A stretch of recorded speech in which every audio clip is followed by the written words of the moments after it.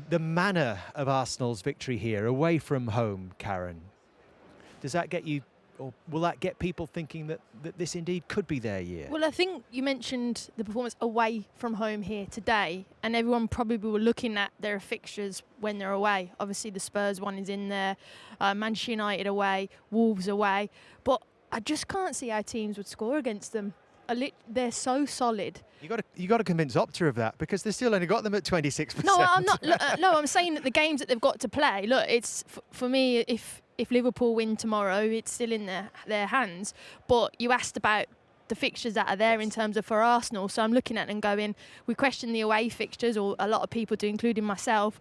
But performances like today, where they keep clean sheets, when they nullify opposition to trying to get opportunities, I just can't see how teams will score against them, to be honest. But Gabriel went down, didn't he? And he had a knock, and it was fine, thankfully. But injuries can still play a part, can't they? This season, they had Saliba last, and you're just keeping your fingers crossed, if you're Arteta, that none of his key men do get injured in this vital last few games. What are your biggest questions still around Arsenal?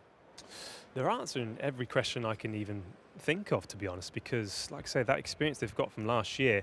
I mean, I think what's really important to see as well, they lost a lot of points for the bottom teams, I felt, last year. And the teams they're playing against are actually challenging for something. Wolves are trying to get into Europe as well at some point. Everton are trying to stay up.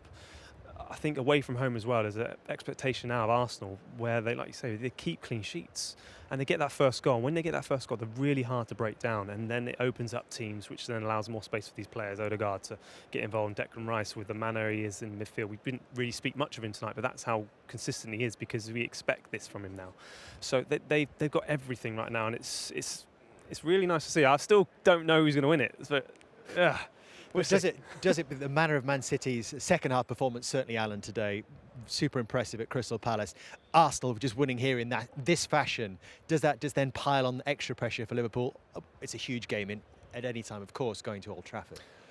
Yeah, well, you bang on there that it is a huge game, and you're hoping from Arsenal's point of view, Manchester United can lift their game compared to how it has been. But Liverpool are a team with lots of experience in it, and certainly the manager will play a part in that. Arguably, that's maybe their biggest hurdle, isn't it, Liverpool's, from here on in.